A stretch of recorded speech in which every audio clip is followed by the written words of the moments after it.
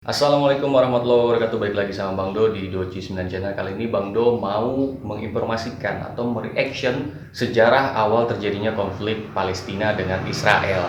Gak usah banyak bicara lagi, langsung kita gaskan aja.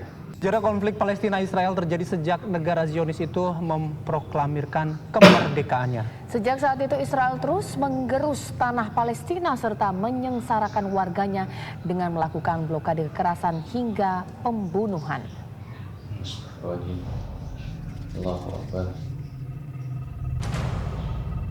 Sejarah panjang melatar belakangi konflik yang terjadi di tanah Palestina. Tanah yang dijanjikan seperti yang termaktub dalam kitab suci kaum Yahudi.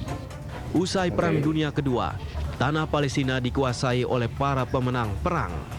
Tahun 1947, Perserikatan Bangsa-Bangsa yang baru terbentuk, menyatakan akan membagi tanah Palestina untuk meredam kekerasan yang terjadi. Namun di luar dugaan, 14 Mei 1948, sehari sebelum Inggris menyerahkan mandat ke PBB, Yahudi memproklamirkan berdirinya negara Israel yang sehari kemudian diakui Amerika Serikat sebagai negara berdaulat. Mantap lo berdua ya. Mantap sih, mantap. Oke, itu tadi tuh setelah Perang Dunia Kedua, akhirnya terbentuklah PBB dan PBB sepakat tuh untuk membagi wilayah tersebut supaya nggak ada konflik lagi. Tapi tiba-tiba si pihak Yahudi ini memproklamirkan daerah yang sudah mereka kuasai, daerah yang mereka sudah duduki itu menjadi suatu negara. Dan satu hari setelahnya kedaulatannya diakui oleh Amerika. Aneh banget sih, ya kan? Kelihatan ada something. Somethingnya apa menurut lo? Coba deh silakan komentar. Aneh sih ya. Kita lanjut ya. Liga Arab menentang berdirinya negara Israel. 5 negara Arab mengirim pasukan perang. Peperangan Arab-Israel ini berlangsung selama setahun dan berakhir dengan gencatan senjata. Oke. Nah, kan bener kan? Akhirnya apa? Negara-negara di Arab ketika mengetahui Yahudi ini memproklamirkan menjadi suatu negara dan diakui kedaulatannya oleh Amerika, mereka nggak setuju gitu, negara-negara di Arab.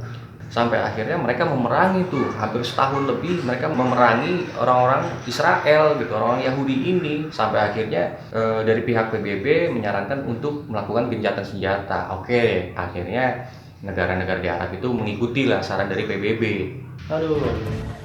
Dalam kurun waktu 10 tahun sejak berdiri, populasi warga Yahudi meningkat drastis. Terlebih, gerakan Zionis yang dipimpin Perdana Menteri David Ben-Gurion bersifat agresif. Di era 60-an, Israel kian agresif. Sejumlah wilayah dicaplok.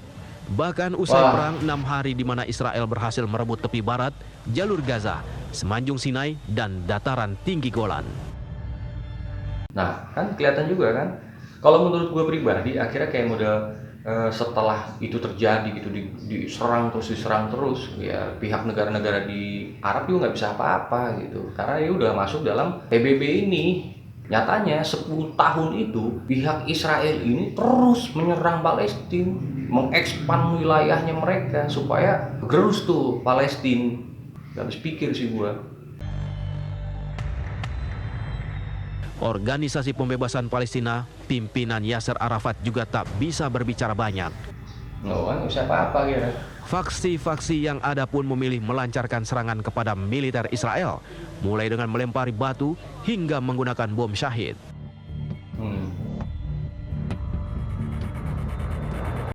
Jadi kayak ini negara-negara di Arab ini yang udah tergabung dalam PBB akhirnya nggak bisa ngomong apa-apa gitu. Nggak bisa mereka nyerang lagi Israel lagi gitu, untuk memberikan kebebasan bahwasannya Palestina itu ya bukan Israel. Nah, lanjut deh. Konflik Yahudi dengan warga Palestina semakin memanas di tahun 1977 saat Perdana Menteri Menachem Begin membangun permukiman Yahudi di tepi barat dan jalur Gaza dan memaksa warga Palestina keluar dari tanah yang ia milikinya. Tuh, lu bayangin coba, jadi pinter gitu.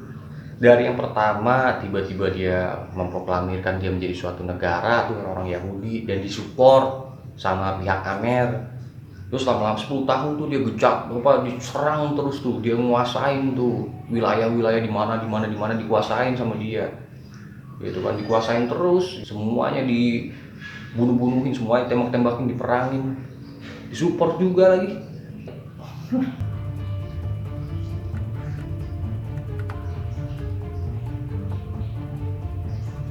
Tahun 1993, Palestina dan Israel menandatangani perdamaian Oslo, di mana Palestina diberi kemenangan semu untuk memiliki otoritas di wilayah tepi barat dan jalur Gaza.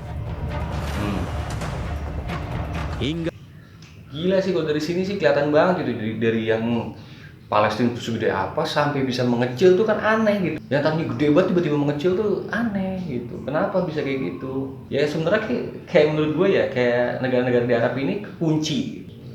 tahun 2000-an, konflik antara warga Palestina dan pemerintah Zionis tak pernah surut. Gak bakal bisa. Bahkan militer Israel tak segan melancarkan serangan udara dengan dalih menghancurkan basis-basis perlawanan, meski kemudian warga yang tak berdosa yang menjadi korban. Emang gak punya hati.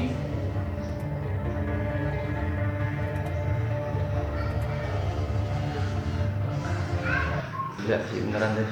Nah itu dia guys tadi videonya, mudah-mudahan ini bermanfaat, bisa menambah wawasan kita kenapa bisa terjadi konfliknya, gimana awalnya itu konflik terjadi. Nah guys, terima kasih kalian sudah menonton video ini. Silahkan kalian subscribe, like, komen, dan nyalakan tombol loncengnya juga. Share ke semua sosial media kalian. Bang Do pamit, Doji 9 pamit. Assalamualaikum warahmatullahi wabarakatuh. Dadah.